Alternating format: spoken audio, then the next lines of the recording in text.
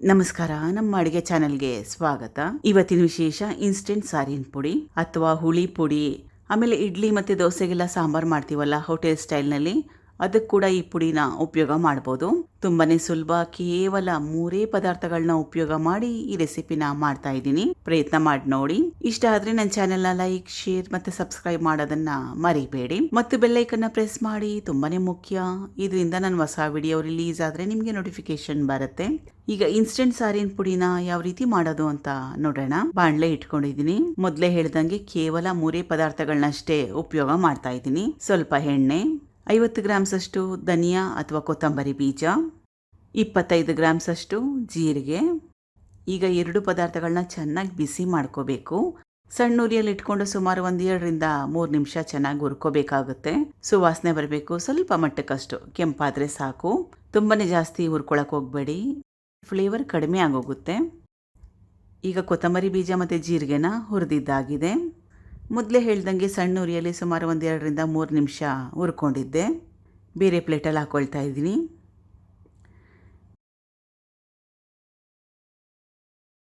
ಮತ್ತೊಮ್ಮೆ ಬಾಣಲೆ ಇಟ್ಕೊಂಡಿದ್ದೀನಿ. Gas stove ಸಣ್ಣ ಉರಿಯಲ್ಲಿ. ಸ್ವಲ್ಪ ಎಣ್ಣೆ. ಇದು 2 ರೀತಿಯಾಗಿರೋ ಒಣಮೆಣಸಿನಕಾಯಿ.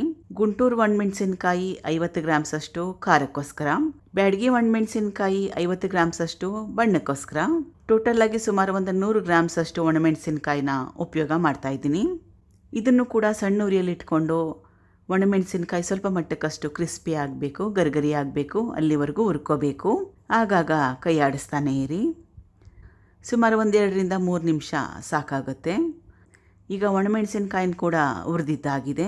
ಧನಿಯಾ ಜೀರಿಗೆ ಹಾಕೊಂಡಿದ್ನಲ್ಲ, ಅದೇ ಪ್ಲೇಟಲ್ಲಿ ಹಾಕೊಳ್ತಾ ಇದ್ದೀನಿ. ಈಗ ಪುಡಿ ಮಾಡಲಿಕ್ಕೆ ತುಂಬಾ ಜಾಸ್ತಿ ಬಿಸಿ ಇದೆ. ಸಂಪೂರ್ಣವಾಗಿ ತಣ್ಣಗಾಗಲಿ. ಈಗ ಈ 3 ಪದಾರ್ಥಗಳು ತಣ್ಣಗಾಗಿದೆ. ಪುಡಿ ಮಾಡ್ಕೊಳ್ತಾ ಇದ್ದೀನಿ. ಒಂದು ಸಲಿಗಾಗಲ್ಲ, 2 ಸಲ ಮಾಡ್ಕೋಬೇಕಾಗುತ್ತೆ. ಪುಡಿ ಮಾಡಿದ್ದಾಗಿದೆ. ಬೇರೆ ಬಟ್ಲಿಗೆ ಸೇರಿಸ್ಕೊಳ್ತಾ ಇದ್ದೀನಿ. ನೀವು ಸ್ಟೋರ್ ಮಾಡಂಗಿದ್ರೆ ಏರ್ಟೈಟ್ ಕಂಟೈನರ್ನಲ್ಲಿ ಹಾಕ್ಕೊಂಡು ಸ್ಟೋರ್ ಮಾಡ್ಕೊಳ್ಳಿ. ಇದು ಉಳಿದಿತ್ತಲ್ಲ, ಅದನ್ನು ಕೂಡ ಪುಡಿ ಮಾಡ್ಕೊಳ್ತಾ ಇದ್ದೀನಿ.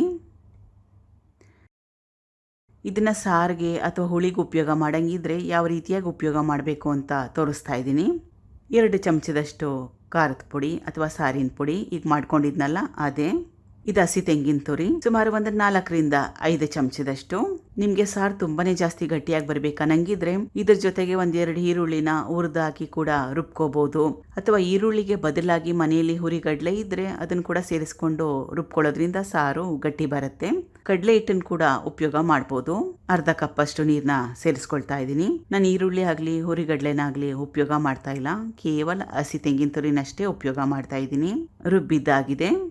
ಈ ಮಸಾಲಾನ ನೀವು ಎಲ್ಲ ರೀತಿಯಾಗಿರೋ ಸಾರುಗಳಿಗೆ ಉಪಯೋಗ ಮಾಡ್ಬೋದು. ತುಂಬಾನೇ ಜಾಸ್ತಿ ಪದಾರ್ಥಗಳನ್ನ ಉಪಯೋಗ ಮಾಡೋದ್ರಿಂದ ತುಂಬಾನೇ ರುಚಿಯಾಗಿರುತ್ತೆ, ಆ ಥರ ಏನಿಲ್ಲ. ನಿಮ್ಮೆಲ್ಲರಿಗೂ ಈ ರೆಸಿಪಿ ಇಷ್ಟ ಆಗಿದೆ ಅಂತ ಅನ್ಕೊಳ್ತಾ ಇದ್ದೀನಿ. ಕೇವಲ 3 ಪದಾರ್ಥಗಳಿಂದ ಸಾರಿನ ಪುಡಿ. ಪ್ರಯತ್ನ ಮಾಡಿ ನೋಡಿ. Thank you for watching. ಧನ್ಯವಾದಗಳು.